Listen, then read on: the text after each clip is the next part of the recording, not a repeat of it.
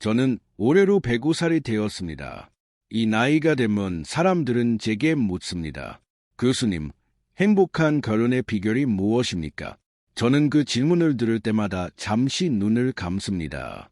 왜냐하면 제가 100년 넘게 살아오면서 목격한 진실은 사람들이 기대하는 대답과는 전혀 다른 방향을 가리고 있기 때문입니다. 오늘 저는 여러분께 한 가지 불편한 진실을 먼저 말씀드리겠습니다. 남편에게 가장 헌신적이었던 아내들이 노년의 가장 비참한 모습으로 홀로 남겨지는 경우를 저는 너무나 많이 보았습니다. 이것은 단순한 불운이 아닙니다. 우연도 아닙니다. 거기에는 분명한 이유가 있습니다. 그리고 그 이유를 직시하지 않으면 지금 이 순간에도 수많은 분들이 같은 길을 걷고 있습니다. 여러분은 아마 이렇게 믿고 계실 것입니다. 내가 더 잘해주면 상대도 나를 더 소중히 여길 것이다. 내가 참고 양보하면 언젠가는 알아줄 것이다. 희생이 깊을수록 사랑도 깊어질 것이다. 저도 한때 그렇게 생각했습니다. 그러나 100년의 세월이 제게 가르쳐 준 것은 전혀 달랐습니다. 사람은 당신의 희생을 보며 감동하는 것이 아닙니다. 사람은 그것을 당연함으로 받아들이도록 설계되어 있습니다. 이것은 나쁜 사람이어서가 아닙니다. 이것이 바로 인간의 본성입니다. 물이 매일 흘러오면 우리는 그 물을 더 이상 기적이라 부르지 않습니다. 그저 수도꼭지를 틀 뿐입니다. 그렇다면 묻겠습니다. 지금 당신의 삶에서 당신의 감정은 몇 번이나 참아야지라는 말 뒤에 묻혀 있습니까? 당신이 싫다고 느꼈지만 끝내 말하지 못했던 순간들, 당신이 쉬고 싶었지만 일어나 밥상을 차렸던 새벽들, 당신이 속으로 울면서도 겉으로는 웃어 보였던 그 시간들, 그 모든 것들이 사라진 것이 아닙니다. 그것들은 당신 안 어딘가에 차곡차곡 쌓여 있습니다. 어느 날 갑자기 무너지는 것처럼 보일 때 사람들은 말합니다. 도대체 이렇게 됐지. 그러나 저는 압니다.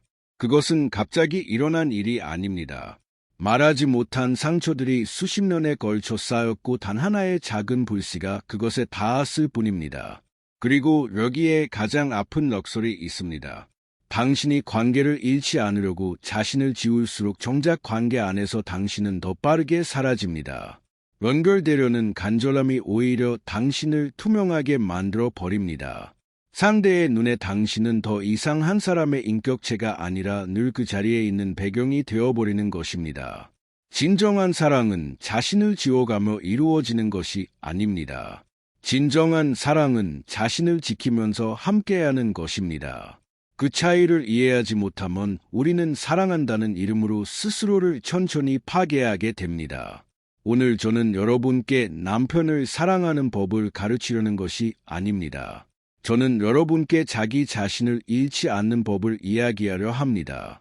70대 이후 많은 분들이 돌아봤을 때 가장 후회하는 것이 무엇인지 아십니까? 조금 더 잘해줄 것이 아닙니다. 나 자신을 조금 더 지킬 것입니다. 저는 105회를 살아오면서 수없이 많은 부부의 시작과 끝을 지켜보았습니다. 그 긴 세월 속에서 제가 발견한 것은 단순하지만 무겁습니다. 품이 있는 노년은 상대를 위해 자신을 버린 사람에게서 오지 않습니다. 그것은 끝까지 자기 자신을 붙던 사람에게서 옵니다. 지금부터 그 이야기를 시작하겠습니다. 제가 35살이던 해의 일입니다. 당시 저는 대학에서 철학을 가르치고 있었고 같은 학교에 재직하던 한 선배 교수 부부와 가깝게 지냈습니다. 선배의 아내, 그분을 여기서 정 여사라고 부르겠습니다. 정 여사는 제가 살면서 만난 사람 중 가장 헌신적인 아내였습니다. 새벽 5시에 일어나 남편의 도시락을 싸고 손님이 오면 밤새 음식을 준비했으며 남편의 연구를 위해 자신의 구직 생활을 스스로 내려놓았습니다. 주변 사람들은 모두 그분을 칭찬했습니다. 저런 아내를 둔 사람은 복받은 사람이야. 저도 그렇게 생각했습니다. 그때는 세월이 흘렀습니다. 선배는 학교에서 이름을 알리게 되었고 강연 요청이 늘었으며 바깥 세계에서의 삶이 점점 더 풍성해졌습니다. 반면 정 여사의 삶은 조용히 그러나 분명하게 좁아지고 있었습니다. 남편의 일정을 중심으로 하루가 구성되었고 남편의 기분에 따라 집안의 온도가 달라졌습니다. 정 여사는 자신의 의견을 말하는 일이 점점 줄었고 어느 순간부터는 대화에서 자신의 이름이 아닌 교수님, 사모님으로만 불리는 것에 익숙해졌습니다. 저는 그때 이미 무언가 잘못되어 가고 있다고 느꼈습니다. 하지만 젊었던 저는 그것을 말로 표현할 언어가 없었습니다. 세월이 더 흘러 선배가 세상을 먼저 떠났습니다. 장례를 치르고 며칠 후 저는 정 여사를 찾아갔습니다. 그분은 텅 빈 거실 소파에 앉아 창밖을 바라보고 있었습니다. 제가 조심스럽게 여쭤보았습니다. 요즘 어떻게 지내고 계세요? 그분은 한참 동안 말이 없었습니다. 그리고 아주 천천히 조용하게 이렇게 말씀하셨습니다. 나는 평생 그 사람 밥을 차렸는데 정작 나는 내가 뭘 좋아하는지 이제 모르겠어요. 저는 그 말을 듣는 순간 가슴이 내려앉았습니다. 수십 년을 헌신했던 사람이 그 헌신의 끝에서 마주한 것은 감사도 아니었고 충만함도 아니었습니다. 그것은 자기 자신에 대한 완전한 낮추기였습니다. 자신이 무엇을 원하는지, 무엇을 좋아하는지, 무엇을 느끼는지조차 알 수 없게 된 한 사람의 텅 빈 표정이었습니다. 그 장면은 지금도 제 기억에 선명하게 남아 있습니다. 그 후는 수십 년에 걸쳐 비슷한 이야기를 반복해서 목격했습니다. 형태는 조금씩 달랐지만 본질은 언제나 같았습니다. 자신을 지우며 헌신했던 사람이 결국 자기 자신을 잃어버린 채 노년을 맞이하는 이야기. 반면 저는 전혀 다른 삶을 사는 부부도 보았습니다. 서로에게 친절하면서도 자신의 삶을 가지고 있는 사람들, 상대를 사랑하되 자신을 잃지 않는 사람들, 그들의 노년은 달랐습니다. 서로를 여전히 한 사람의 인격체로 대했고 함께 있는 시간이 의무가 아닌 선택이었으며 그 선택 안에 진짜 온기가 있었습니다. 여러분, 저는 지금 남편을 사랑하지 말라고 말하는 것이 아닙니다. 헌신하지 말라고 말하는 것도 아닙니다. 저는 이것을 말하고 싶습니다. 나를 잃으면서까지 주는 사랑은 결국 주는 사람도 받는 사람도 모두 망가뜨린다는 것을 정 여사가 더 차갑거나 더 이기적인 사람이었다면 행복했을까요? 아닙니다. 그분에게 필요했던 것은 이기심이 아니었습니다. 그분에게 필요했던 것은 단 하나, 자기 자신을 지키는 법이었습니다. 그리고 그것은 배울 수 있습니다. 늦지 않았습니다. 지금부터 제가 100년의 삶 속에서 발견한 그 방법을 하나씩 이야기하겠습니다. 철학을 공부하는 사람으로서 저는 평생 한 가지 질문을 놓지 않았습니다. 인간은 가장 가까운 사람에게 가장 수월해지는가? 처음에는 이것이 도덕의 문제라고 생각했습니다. 감사할 줄 모르는 사람, 이기적인 사람, 덜 성숙한 사람의 문제라고 여겼습니다. 그러나 수십 년을 관찰하고 또 관찰하면서 저는 결국 이것이 도덕의 문제가 아니라는 사실을 깨달았습니다. 이것은 인간의 본성이 작동하는 방식입니다. 그리고 본성을 이해하지 못하면 우리는 평생 억울함 속에서 헛된 기대를 붙잡고 살게 됩니다. 인간의 뇌는 놀랍도록 효율적으로 설계되어 있습니다. 뇌는 반복되는 것을 더 이상 특별한 것으로 처리하지 않습니다. 처음 따뜻한 밥을 받았을 때는 감사함을 느낍니다. 두 번째도 느낍니다. 그러나 100번째가 되면 뇌는 그것을 원래 있어야 하는 것으로 분류합니다. 이것을 심리학에서는 적응이라고 부릅니다. 우리가 매일 숨을 쉬면서도 숨 쉬는 것에 감사하지 않는 것처럼 매일 주어지는 헌신은 언젠가 반드시 공기처럼 당연한 것이 됩니다. 이것은 나쁜 남편이기 때문이 아닙니다. 이것은 인간이기 때문입니다. 문제는 여기서 시작됩니다. 헌신이 당연해지는 순간 그 헌신은 더 이상 감사의 이유가 되지 않습니다. 오히려 그것이 멈추는 순간 불만의 이유가 됩니다. 아내가 몸이 아파 밥을 못 차리면 남편은 고마워하는 것이 아니라 불편해합니다. 아내가 하루쯤 자신을 위해 외출하면 남편은 그것을 배려로 받아들이는 것이 아니라 서운함으로 받아들입니다. 주는 것을 멈출 때 비로소 드러나는 것, 그것이 바로 그 관계의 실제 무게입니다. 저는 이것을 많은 부부에게서 보았습니다. 아내는 주고 또 줬는데 남편은 고마움보다 기대가 높아졌고 결국 아내가 조금이라도 자신을 챙기는 날이면 요즘에 이래라는 말이 돌아왔습니다. 그 말을 들은 아내는 또다시 자신을 접습니다. 그렇게 수십 년이 흘러갑니다. 그렇다면 이것이 의미하는 것은 무엇입니까? 사랑하지 말라는 것이 아닙니다. 주지 말라는 것도 아닙니다. 제가 말하고자 하는 것은 이것입니다. 당신의 헌신에 한계가 없다면 상대의 감사에도 한계가 생긴다. 물은 부족할 때 비로소해집니다. 존재는 사라질 수 있다는 것을 알 때 비로소 귀해집니다. 이것은 계산적으로 살라는 뜻이 아닙니다. 당신이 하나의 완전한 인격체로서 자신의 경계를 지키는 것이 역설적으로 당신을 더 소중한 존재로 만든다는 뜻입니다. 저는 평생 독립적인 삶을 유지한 아내들이 노년에 어떤 모습인지를 보았습니다. 그들의 남편은 나이가 들수록 아내 곁에 더 머물고 싶어 했습니다.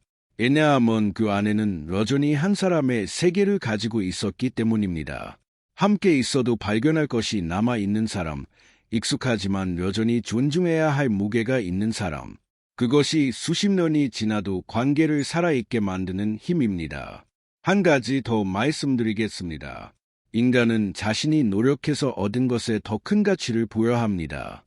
이것은 심리학이 반복적으로 증명해온 사실입니다.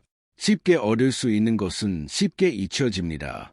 당신이 언제든 모든 것을 내어준다면 상대는 그것을 얻기 위해 아무것도 하지 않아도 됩니다. 그리고 아무 노력 없이 얻은 것은 아무리 값싼 것이라도 결국 값없이 지급받습니다. 당신의 사랑도 마찬가지입니다. 한없이 퍼주는 사랑은 상대로 하여금 그 사랑의 무게를 느끼지 못하게 만듭니다. 반면 자신을 지키면서 건네는 사랑은 상대가 그것을 기 위해 마음을 다해야 한다는 것을 알게 합니다. 그 과정에서 관계는 비로소 쌍방향이 됩니다. 한 사람이 무너지는 것이 아니라 두 사람이 함께서 있는 관계가 됩니다. 100년의 세월이 제게 가르쳐 준 것을 한 문장으로 정리한다면 이것입니다. 감사는 부족함에서 자라고 소중함은 경계에서 시작됩니다. 이제 구체적으로 이야기할 시간입니다. 관계를 조용히 그러나 치명적으로 무너뜨리는 5가지 습관. 아마 여러분 중 많은 분들이 지금 이 순간에도 그 습관 안에 있을지 모릅니다. 그것을 하나씩 꺼내 살펴보겠습니다. 저는 오늘 여러분께 불편한 거울을 하나 내밀려 합니다. 이 5가지 습관은 제가 만들어낸 이론이 아닙니다. 이것은 제가 100년이 넘는 삶 속에서 직접 목격한 실제 부부들의 이야기에서 길어올린 것입니다. 읽으시면서 혹시 자신의 모습이 보이더라도 그것을 자책의 이유로 삼지 마십시오. 오히려 그것을 변화의 출발점으로 삼으시길 바랍니다. 자신을 보는 것, 그것이 이미 용기 있는 일입니다. 첫 번째 습관, 자신의 감정과 의견을 늘 참고 눌러두는 것. 이것은 겉으로 보기에 매우 덕스러운 행동처럼 느껴집니다. 참는 것이 미덕이라고 배웠고 표현하는 것이 이기적인 것이라고 여기며 살아온 분들이 많습니다. 특히 우리 세대 그리고 그 윗세대의 여성들은 어릴 때부터 그렇게 교육받았습니다. 여자는 참아야 한다. 집안의 평화는 여자가 지키는 것이다. 저는 그 말이 얼마나 많은 사람의 내면을 조용히 갉아먹었는지를 압니다. 감정을 억누르는 것은 감정을 없애는 것이 아닙니다. 억눌린 감정은 사라지지 않습니다. 그것은 내면 깊은 곳으로 가라앉습니다. 처음에는 작은 돌멩이처럼 가라앉습니다. 그러나 시간이 지날수록 그 돌멩이는 쌓이고 굳어지고 어느 순간에는 아무도 들어올 수 없을 만큼 두꺼운 벽이 됩니다. 그 벽은 상대를 향한 것이기도 하지만 동시에 자기 자신을 향한 것이기도 합니다. 자신의 감정을 오랫동안 무시한 사람은 결국 자신이 무엇을 느끼는지조차 알 수 없게 됩니다. 제가 아는 한 여성은 40년 동안 남편에게 한 번도 화를 낸 적이 없다고 했습니다. 주변 사람들은 그분을 대단하다고 칭찬했습니다. 그러나 그분이 70대에 접어들었을 때 이유 없이 눈물이 난다고 했습니다. 아무것도 슬프지 않은데 새벽마다 운다고 했습니다. 그것은 우울증이 아니었습니다. 그것은 40년 동안 말하지 못한 감정들이 더 이상 안으로 들어갈 곳이 없어 밖으로 새어나오는 것이었습니다. 감정을 표현하는 것은 이기적인 행동이 아닙니다. 그것은 자신이 살아있다는 신호입니다. 그리고 자신이 살아있다는 것을 표현할 수 없는 관계는 아무리 오래 지속되어도 진정한 의미에서 살아있는 관계라고 부를 수 없습니다. 당신의 감정은 말해질 자격이 있습니다. 당신의 의견은 들려질 자격이 있습니다. 그것을 억누르는 것이 관계를 지키는 일이라고 생각하신다면 오늘부터 그 생각을 조용히 내려놓으시기 바랍니다. 두 번째, 습관 상대의 모든 요구에 거절없이 응하는 것. 저는 이 습관이 어쩌면 5가지 중에서 가장 빠르게 관계의 균형을 무너뜨리는 것이라고 생각합니다. 거절하지 않는 것은 헌신처럼 보입니다. 그러나 그것은 헌신이 아닙니다. 경계가 없는 헌신은 헌신이 아니라 복종입니다. 그리고 복종이 습관이 된 관계에서는 존중이 아니라 애정과 무시가 자라납니다. 인간은 무한히 받을 수 있는 상대를 존중하지 않습니다. 이것은 가혹하게 들릴 수 있습니다. 그러나 이것은 사실입니다. 우리는 모두 어느 정도의 저항이 있는 곳에서 그 가치를 실감합니다.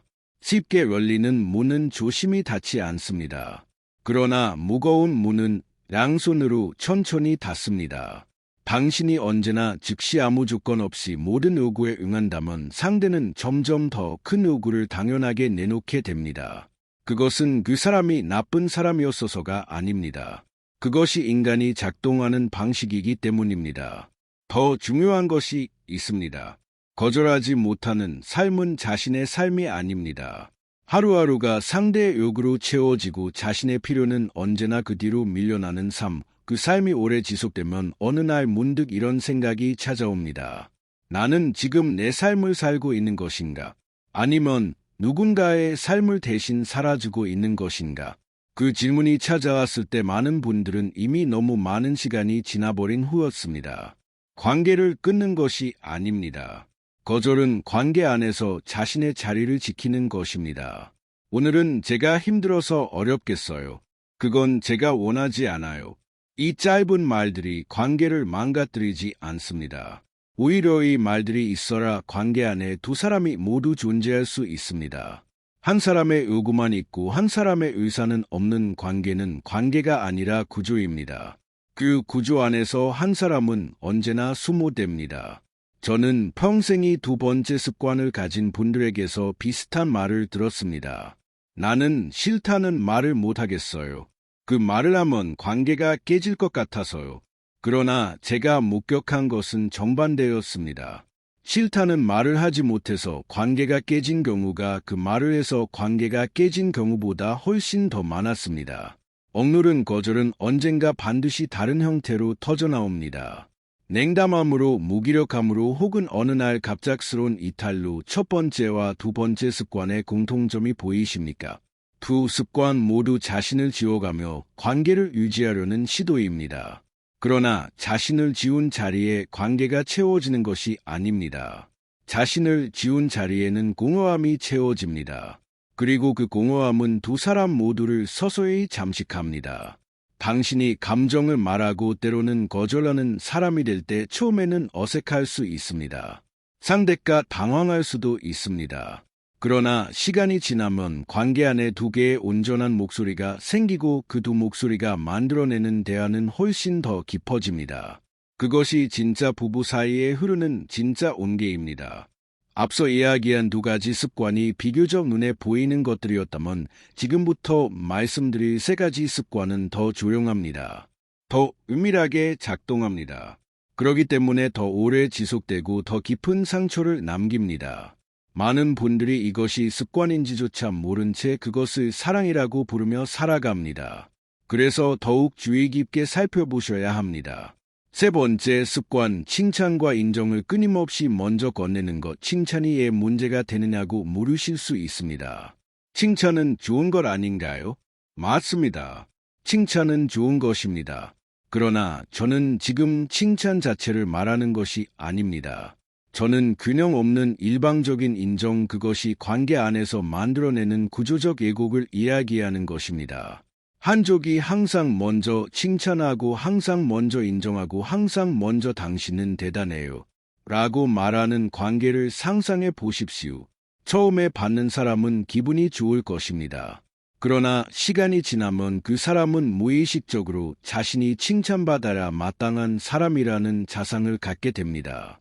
반면 항상 칭찬을 건네는 쪽은 자신은 칭찬받을 필요가 없는 사람 혹은 칭찬받을 자격이 없는 사람이라는 자상을 서서히 내면화하게 됩니다. 관계의 무게중심이 한쪽으로 완전히 기울어지는 것입니다. 저는 이런 부분을 보았습니다. 아내는 남편이 작은 일을 해도 정말 대단해요. 역시 당신밖에 없어요라고 말했고 남편은 그것을 자연스럽게 받아들였습니다. 그러나 아내가 훨씬 더 큰 일을 해냈을 때 남편은 그것을 당연하게 여기며 아무 말도 하지 않았습니다. 아내는 그것이 서운했지만 말하지 않습니다. 왜냐하면 자신이 칭찬을 바라는 것이 이기적인 일처럼 느껴졌기 때문입니다. 그렇게 수년이 흘렀고 아내의 마음속에는 이름 붙이기 어려운 허기가 쌓여 갔습니다.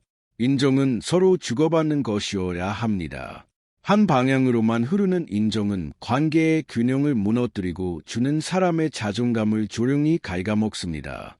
당신도 인정받을 자격이 있습니다.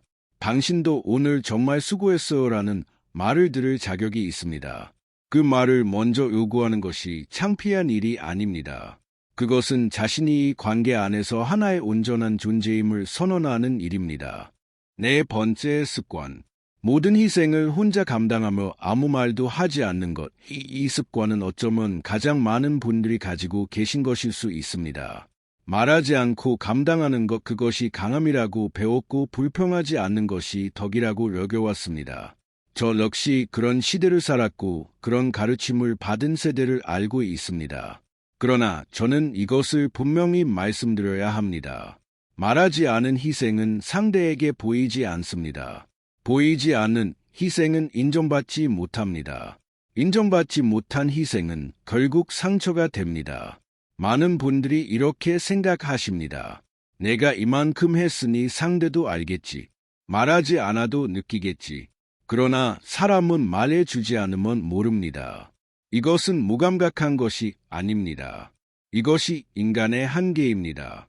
아무리 가까운 사이라도 말하지 않은 것을 읽어내는 것은 기적에 가까운 일입니다.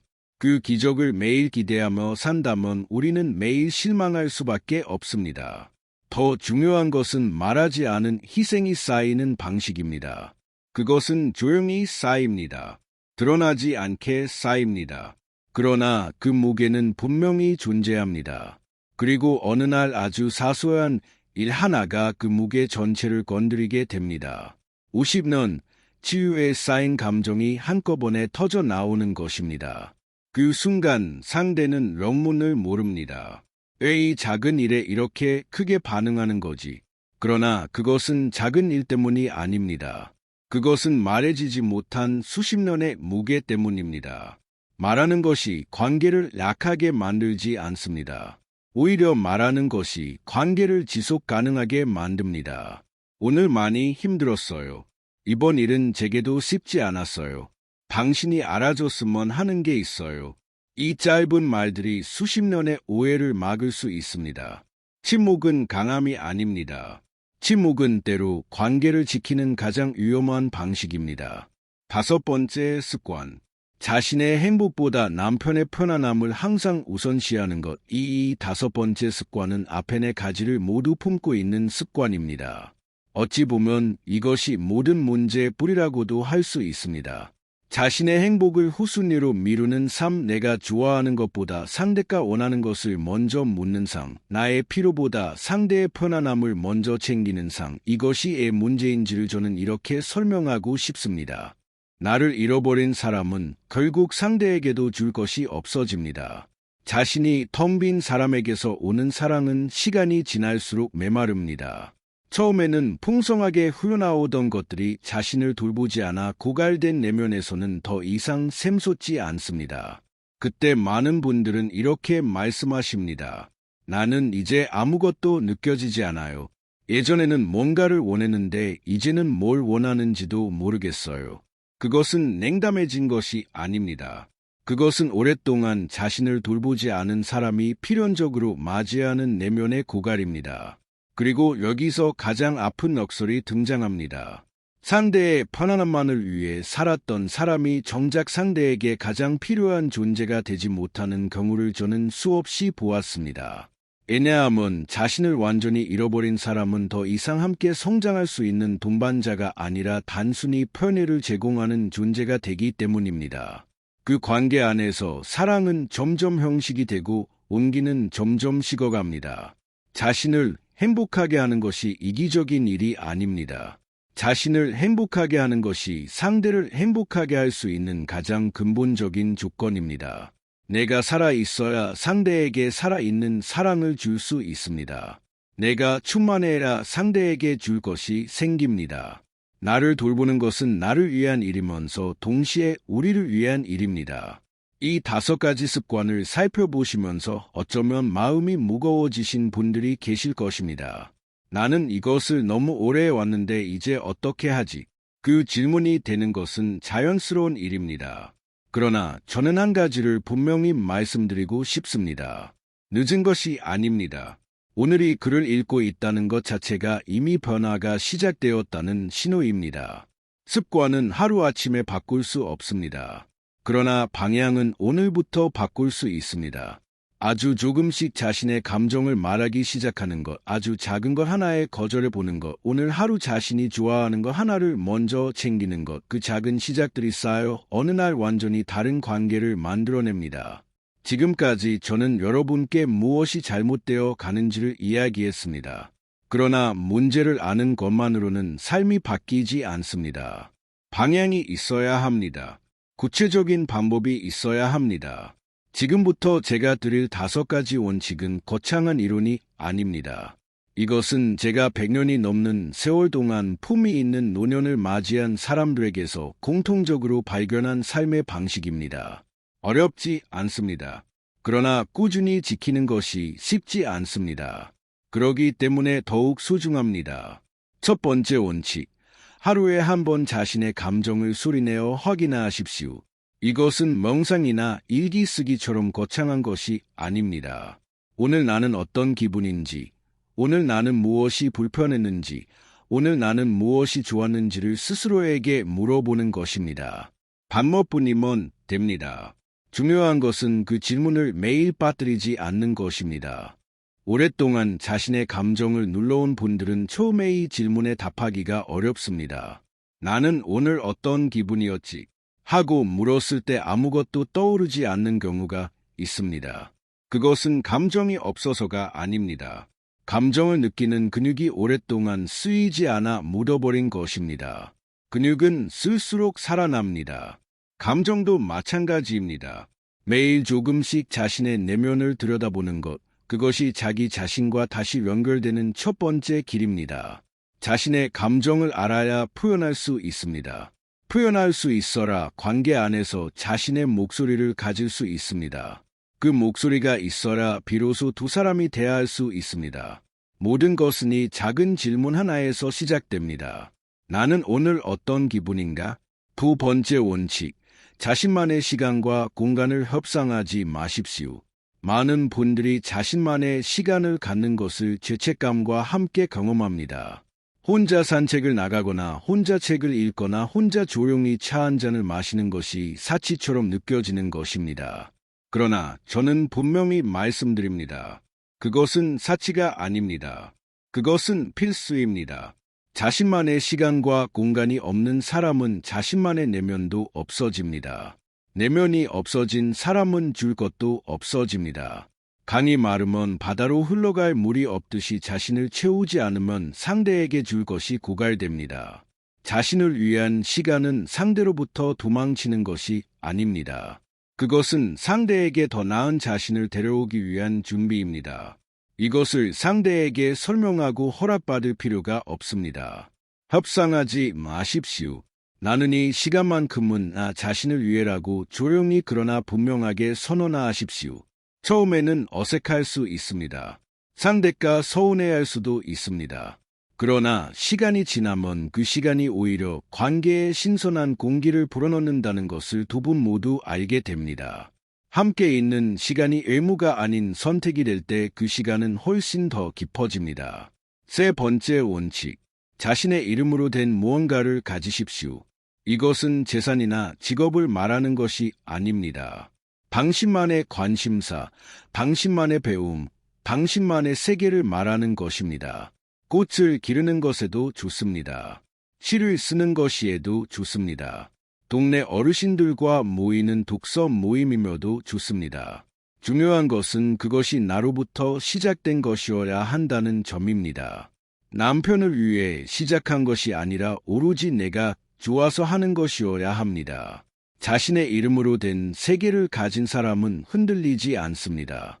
관계에서 어려운 일이 생겨도 그 사람은 자신이 돌아갈 내면의 땅을 가지고 있습니다. 반면 관계 외에 아무것도 없는 사람은 관계가 흔들릴 때 함께 무너집니다. 왜냐하면 관계가 그 사람의 전부이기 때문입니다. 저는 70이 넘어서도 새로운 것을 배우는 분들을 많이 보았습니다. 그분들의 눈에는 공통적으로 어떤 빛이 있었습니다. 그것은 단순히 취미를 즐기는 사람의 눈빛이 아니었습니다. 그것은 자신이 살아있다는 것을 아는 사람의 눈빛이었습니다. 나이가 들어도 자신만의 세계를 가진 사람은 누군가의 아내이기 이전에 한 사람의 인간으로서 존재합니다. 그 존재감이 관계 안에서도 상대에게 깊은 인상을 남깁니다. 네 번째 원칙. 불편한 것은 그날 안에 말하십시오. 이것은 매우 실천적인 원칙입니다. 오늘 불편했던 것을 오늘 말하는 것, 크게 말하지 않아도 됩니다. 따지듯 말하지 않아도 됩니다. 그저 조용하고 담하게 말하면 됩니다. 오늘 그 말이 조금 마음에 걸렸어요. 오늘 그 상황이 제게는 불편했어요. 이 짧은 말이 수십 년의 상처를 막습니다. 인간관계에서 가장 무서운 것은 큰 싸움이 아닙니다. 말해지지 못한 작은 감정들이 쌓이는 것입니다. 그것들은 눈에 보이지 않게 쌓이기 때문에 쌓이는 동안에는 아무도 모릅니다. 그러나 그것이 한계에 달했을 때 그 무게는 관계 전체를 흔들어 버립니다. 그날 작은 것을 말하는 것이 관계를 지키는 가장 조용하고 강력한 방법입니다. 처음에는 이것이 매우 어렵게 느껴질 수 있습니다. 말을 꺼내는 것 자체가 두렵고 상대의 반응이 걱정될 수 있습니다. 그러나 말하지 않는 것이 더 두려운 결과를 낳는다는 것을 기억하십시오. 그리고 한 가지 더, 당신이 꾸준히 그날의 감정을 그날 말하는 사람이 될 때 상대도 서서히 그 방식에 익숙해집니다. 대화는 한 사람이 시작해야 두 사람의 것이 됩니다. 5번째 원칙. 당신 자신에게 먼저 친절하십시오. 이 마지막 원칙이 어쩌면 가장 근본적인 것입니다. 우리는 흔히 상대에게는 친절하면서 자기 자신에게는 가혹합니다. 실수했을 때 상대에게는 괜찮아요 라고 말하면서 자기 자신에게는 그랬어, 참았어야지라고 말합니다. 상대가 힘들다고 하면 곁에 앉아주면서 자신이 힘들 때는 이 정도로 힘들어하면 안 되지라고 스스로를 몰아붙입니다. 자기 자신에게 친절하지 않은 사람은 자신의 가치를 낮게 봅니다. 자신의 가치를 낮게 보는 사람은 상대가 자신을 낮게 돼도 그것이 당연하다고 느낍니다. 그렇게 관계 안에서 자신의 자리는 점점 좁아집니다. 반면 자기 자신에게 친절한 사람은 자신의 가치를 압니다. 자신의 가치를 아는 사람은 상대가 자신을 함부로 대할 때 그것이 잘못된 것임을 알아차립니다. 그리고 조용하지만 분명하게 자신의 자리를 지킵니다. 오늘 하루 잘 살아낸 자신에게 수고했다고 말해 주십시오. 완벽하지 않아도 실수했어도 오늘도 살아낸 자신에게 따뜻한 말 한마디를 건네 주십시오. 그것이 출발점입니다. 자기 자신을 사랑할 수 있는 사람만이 진정으로 상대를 사랑할 수 있습니다. 빈컵으로는 상대의 잔을 채울 수 없습니다. 이 5가지 원칙은 어느 하루에 완성되는 것이 아닙니다. 매일 조금씩 어떤 날은 잘되고 어떤 날은 어긋나면서 그렇게 천천히 몸에 배어가는 것입니다. 중요한 것은 방향을 잃지 않는 것입니다. 자신을 지키면서 함께한다는 것, 그 방향만 잃지 않는다면 오늘 하루가 조금 흔들렸다 해도 괜찮습니다. 삶은 하루에 완성되지 않습니다. 삶은 방향 위에서 완성됩니다. 저는 이제 105살입니다. 이 나이가 되면 많은 것들이 단순해집니다. 복잡하게 생각했던 것들이 하나의 문장으로 정리됩니다. 오래 살았다는 것의 가장 큰 선물은 어쩌면 그것인지도 모릅니다. 본질만 남고 나머지는 저절로 사라지는 것, 관계에 대해서도 사랑에 대해서도 저는 이제 딱 한 문장이면 충분합니다. 사랑은 자신을 지우는 것이 아닙니다. 사랑은 자신을 지키면서 함께하는 것입니다. 저는 오늘 이 이야기를 들으면서 내내 마음속에 떠오르는 한 장면이 있었습니다. 오래전 가을날 저는 강가를 걷다가 두 그루의 나무가 나란히 서 있는 것을 보았습니다. 두 나무는 수십 년을 함께 자란 것이 분명했습니다. 가지가 서로 다 있었고 뿌리도 어느 지점에서는 맞닿아 있을 것이 분명했습니다. 그러나 두 나무는 각자의 줄기를 가지고 있었습니다. 뿌리를 가지고 있었습니다. 한 나무가 다른 나무에 기대어서 있는 것이 아니라 각자가 땅에 단단히 발을 써 있었습니다. 그리고 그 두 나무 사이로 빛이 들어오고 바람이 지나가고 있었습니다. 저는 그 장면이 진정한 부부의 모습이라고 생각했습니다. 뿌리가 맞닿아 있되 줄기는 각자의 겉지가 서로를 향해 뻗어 있되 어느 쪽도 상대의 뿌리를 대신하지 않는 것, 그 사이로 빛이 들어올 수 있는 공간이 있는 것, 그것이 수십 년을 함께하면서도 두 사람 모두 살아있는 관계의 모습입니다. 여러분, 저는 오늘 이 이야기를 통해 여러분을 비판하려 한 것이 아닙니다. 지금까지 자신을 눌러오며 살아오셨다면 그것은 나쁜 선택이었기 때문이 아닙니다. 그것은 그 시절에 배운 방식이었고 그 방식이 사랑이라고 믿었기 때문입니다. 저는 그 마음을 압니다. 그 헌신의 무게를 압니다. 그 신이 얼마나 말없이 얼마나 조용히 이루어졌는지를 압니다. 그러나 이제는 알아주셨으면 합니다. 당신이 지켜온 그 관계 안에서 당신 자신도 지켜질 자격이 있었습니다. 그것은 과거의 일이지만 앞으로의 시간은 아직 당신의 것입니다. 70이든 80이든 그 어떤 나이에서도 자신을 되찾는 것은 가능합니다. 오히려 이 나이에야 비로소 진짜 자신을 알아가는 분들을 저는 많이 보았습니다. 저는 오랫동안 행복이란 무엇인가를 생각해 왔습니다.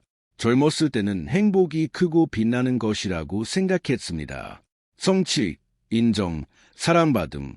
그러나 나이가 들수록 행복은 조용한 것이라는 것을 알게 되었습니다. 햇볕이 드는 창가에 앉아 따뜻한 차 한 잔을 마시는 것, 오래된 산책길을 혼자 걷는 것, 오늘 하루가 그저 평온했다는 것을 느끼는 것, 이 작고 조용한 것들이 모여 삶을 이룬다는 것을 저는 100년이 지나서라 온전히 이해했습니다. 그리고 그 조용한 행복은 자신을 잃어버린 사람에게는 찾아오지 않습니다. 자신이 무엇을 좋아하는지 모르는 사람은 좋아하는 것을 누려도 기쁘지 않습니다. 자신이 무엇을 느끼는지 모르는 사람은 아름다운 순간 앞에서도 아무것도 느끼지 못합니다. 행복을 받아들일 수 있는 그릇, 그것이 바로 자기 자신입니다. 그 그릇을 지켜야 합니다. 이 글을 읽고 계신 여러분 중에는 이런 분도 계실 것입니다. 나는 이미 너무 오래 이렇게 살아왔는데 지금 바꾸는 게 의미가 있을까요? 저는 그 질문에 이렇게 답하겠습니다. 나무는 어느 계절에 심어도 자랍니다. 가장 좋은 때는 20년 전이었을지 모릅니다. 그러나 그 다음으로 좋은 때는 지금입니다. 당신에게 남은 시간이 얼마이든 그 시간 동안 자신을 지키며 사는 것과 그렇지 않은 것은 하늘과 땅이니라. 마지막 한 해를 어떻게 사느냐가 그 삶 전체의 색깔을 바꿀 수 있습니다. 저는 굳이 세상을 떠날 것입니다. 그것이 두렵지 않습니다. 105회를 살았고 충분히 보았고 충분히 생각했습니다. 제가 마지막으로 여러분께 드리고 싶은 말은 복잡하지 않습니다. 당신의 감정은 말해질 자격이 있습니다. 당신의 시간은 당신의 것입니다. 당신의 행복은 누군가의 편안함보다 덜 중요하지 않습니다. 당신은 누군가의 아내이기 이전에 하나의 온전한 인간입니다. 그 사실을 잊지 마십시오. 어떤 관계 안에서도 어떤 나이에서도 그 사실만큼은 변하지 않습니다. 잡아 사랑하십시오. 깊이 사랑하십시오. 그러나 사랑하면서 자신을 잃지 마십시오. 자신을 지키면서 함께하는 것, 그것이 제가 100호 동안 목격한 가장 오래가는 사랑의 방식입니다. 그리고 그것이 당신이 맞이할 노년을 품위 있게 만들어줄 유일한 길입니다. 오늘도 수고하셨습니다. 당신은 충분히 잘하고